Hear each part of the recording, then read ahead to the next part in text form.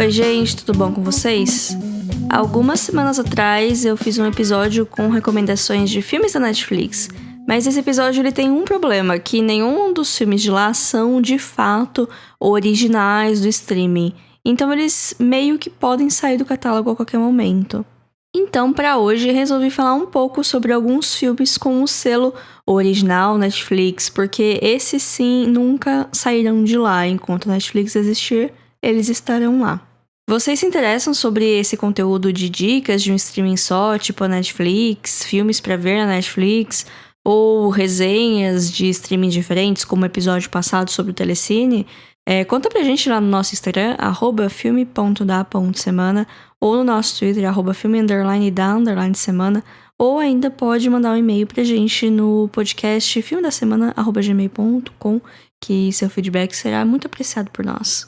Eu sou bastante crítica do método de negócios da Netflix, que de uns anos pra cá vem preferindo quantidade à qualidade, inflando o seu catálogo com filmes esquecíveis de qualidade duvidosa.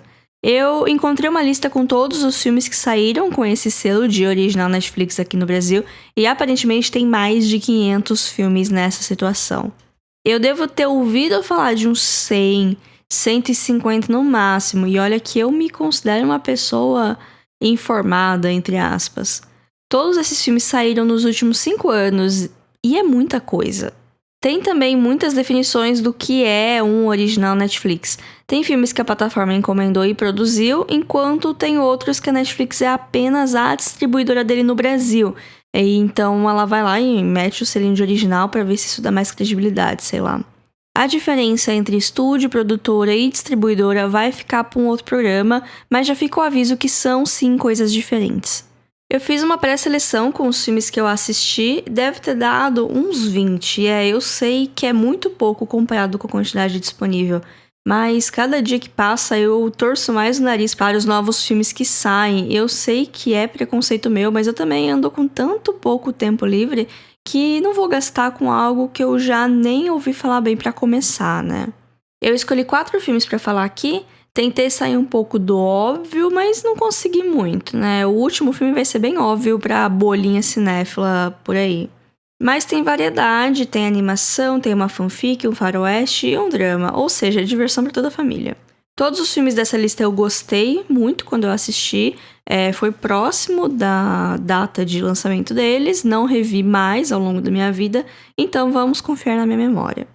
O primeiro, eu já comentei aqui no episódio de Natal, é Klaus, de 2019. É uma animação que ela conta a história do Papai Noel, mas não é só isso. Na verdade, o Papai Noel nem é o protagonista da história. Aqui a gente acompanha um jovem mimado que é mandado para ser carteiro numa cidadezinha perto do Polo Norte. Ele não gosta muito da ideia, até porque ninguém escreve nada por lá. Então ele não tem muito serviço, mas também não tem mais nada o que fazer, o que deixa ele bem irritado. Bom, dá pra dizer que com isso ele acabou inventando o conceito de escrever cartinhas para Papai Noel, mas o filme é bem mais do que isso.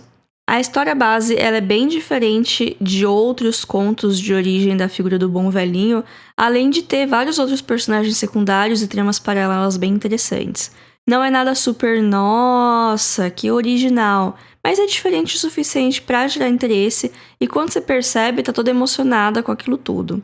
Achei lindo, é o meu filme de Natal favorito, junto com Batman: O Retorno, claro. E o traço também é lindíssimo. Eu adoro assistir animações com elementos diferentes. E aqui a gente tem um traço 2D com algumas coisas 3D, um sombreamento diferente, uma mistura de técnicas tradicionais e digitais que ficou muito bonito no resultado final. De toda essa lista, esse é provavelmente o com maior apelo infantil, o mais de boa para assistir com crianças e com a família toda, então fica aí a minha recomendação. Nosso segundo filme de hoje é a grande fanfic Dois Papas, de 2019, dirigido pelo Fernando Meirelles. Eu digo fanfic porque, por mais que alguns eventos dessa história tenham acontecido de fato, tem muita cena dos papas sozinhos que podem ter acontecido de várias maneiras e ninguém sabe. Porque só eles que estavam lá e ninguém contou pra ninguém. Tipo The Crown, sabe? Quando tá a rainha e o marido dela sozinho no quarto, o que eles conversaram, só eles sabem. Mas a gente tem um roteirinho bonitinho aqui pra adicionar drama.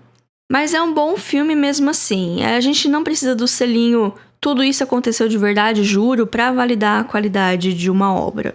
Ele se passa numa época que o Papa ainda era o Bento XVI, aquele que parecia o Palpatine.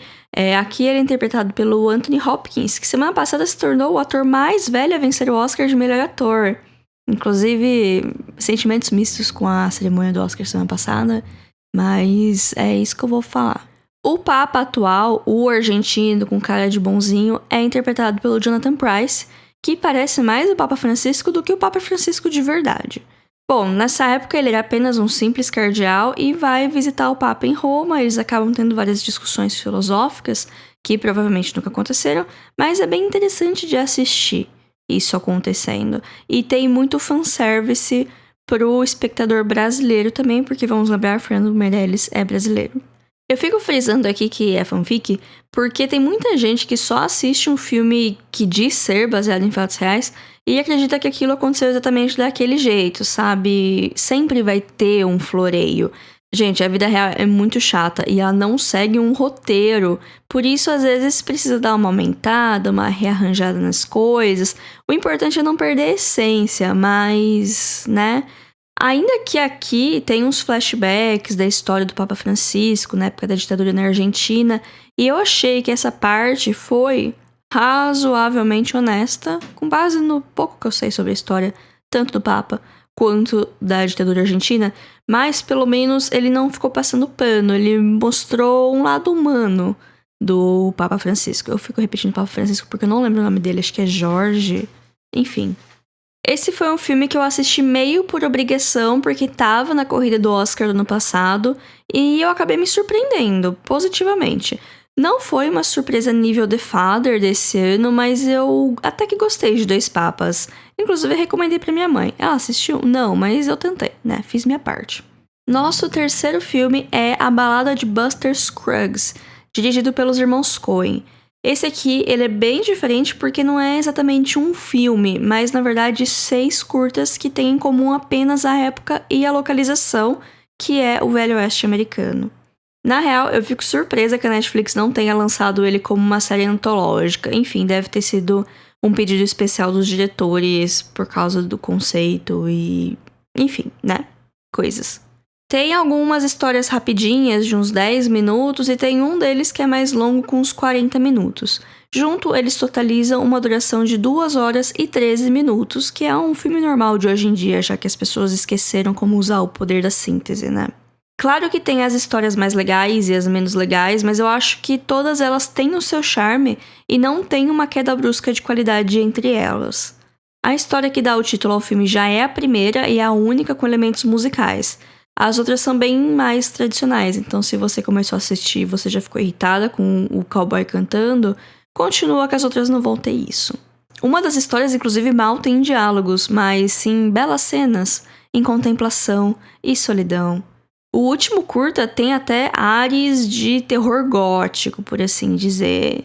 Mas todos eles têm a marca dos diretores, que é um drama com toques de comédia ácida, daquelas que te faz se sentir culpado por meio que estar rindo dessa situação. E todas elas têm um final agridoce, melancólico ou de fato trágico. Se você não tá afim de ver tudo de uma vez, dá pra ir vendo e pausando. É bem indicado quando acaba uma história e começa uma outra. O filme apareceu timidamente na temporada de premiações do ano dele, mas o único prêmio que ele levou foi no Festival de Veneza. Não sei se é por isso ou pelo preconceito contra originais Netflix que existe, mas eu quase não ouvi ninguém falando sobre ele, não teve buzz nenhum no lançamento. Mas eu recomendo bastante ele, porque eu, por exemplo, planejava assistir ele parcelado e acabei vendo tudo de uma vez, de tanto que eu gostei e me senti imersa nesse mundo, que no caso é super real, não tem nada de fantasia, salvo a possibilidade de ter um fantasma na última história, que é apenas uma possibilidade. Vamos para a nossa última recomendação de hoje, o meu original favorito da Netflix de todos os tempos até o presente dia de 28 de abril de 2021, que é hoje. Roma, de 2018, dirigido, escrito, produzido, filmado e coeditado por Alfonso Cuarón. Trata-se de um projeto pessoal do diretor que escreveu a história com base nas suas memórias de infância. e filmou tudo em preto e branco, mas de um jeito bonito, de bom gosto e que faz sentido com a narrativa.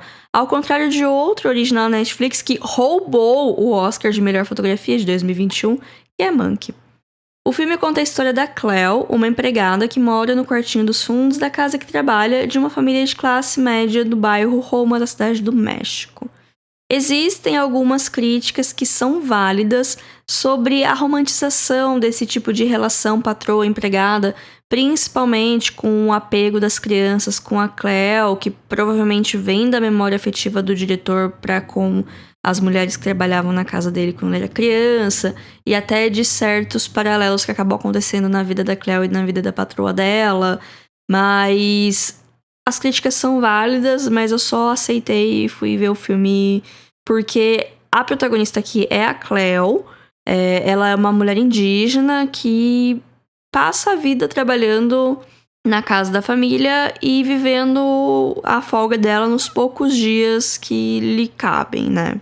Tudo isso muda quando ela descobre que tá grávida, ao mesmo tempo que o relacionamento dos patrões dela meio que acaba também. Então, tanto ela quanto a patroa, elas meio que criam esse sentimento entre elas por a vida das duas tá indo por água abaixo, por assim dizer. Não que uma gravidez seja isso, mas para a Cleo é meio que o fim do mundo para ela, né? O cara some, basicamente, e depois se junta uma guerrilha. Vou chegar lá. Mas, enfim, é isso. Eu não vou ficar dando muitos grandes spoilers, mas esse não é um filme de grandes acontecimentos. É um filme bastante contemplativo, de cenas longas e bonitas e tristes. E ainda como pano de fundo, tem um dos piores massacres da história do México. Tem uma cena muito chocante que eles acabam encontrando, uns protestos de estudante que teve, que foi massacrado por uma milícia que foi meio que criada pelo governo e que o namoradinho da Cleo faz parte. É uma cena muito forte quando as personagens do filme acabam se vendo nesse cenário, por mais que elas não tenham participação ativa. Elas só estavam no lugar errado, na hora errada. E eu acho muito legal quando a gente vê grandes acontecimentos da história sob o olhar de personagens mundanos, de coadjuvantes. São pessoas que não participaram de fato, não tiveram voz ativa para aquelas coisas acontecer, mas que tiveram a vida influenciada por elas, sentiram as consequências, tiveram conhecidos ou parentes que morreram nessas situações. Eu acho muito mais interessante esse tipo de ponto de vista do que o ponto de vista mais interno, sabe? Porque esses filmes mais sobre o acontecimento costumam endeusar pessoas. Não importa o lado. Tal filme é muito político. Tudo é político. Tudo, tudo. Até filme neutro em cima do muro é político em se colocar em cima do muro. Mas, enfim. A cena do parto foi a minha cena favorita daquele ano. Eu fiquei muito impactada, destruída. Eu precisei pausar o filme um pouco pra absorver todo aquele peso, porque é uma cena muito pesada e muito natural ao mesmo tempo, o que é bem bizarro e é uma coisa que só um grande diretor conseguiria fazer de fato. Eu recomendo muito o filme, mas eu já ouvi de muita gente próxima até que ele é chato demais, então fica aí o aviso pra quem não tem muita paciência com o filme lento. Você pode talvez se decepcionar e talvez me culpar de indicar um filme chato, mas esse filme, ele de fato é conhecido por ser um filme mais lento, mais contemplativo, mais pessoal e blá blá blá. Enfim, eu acho ele um ponto fora da curva dentro dos originais Netflix. E vale a pena conferir, sabe? Ele não fazia parte só do zeitgeist do Oscar de 2019 que ele tava, que foi um Oscar horrível, inclusive. Ele foi um dos poucos filmes bons daquele ano. Bom, essas foram as minhas recomendações de hoje. E vocês? Quais são os originais Netflix favoritos de vocês? Conta pra gente lá nas nossas redes sociais, que eu já comentei mais cedo aqui no episódio. E até semana que vem. Tchau, tchau.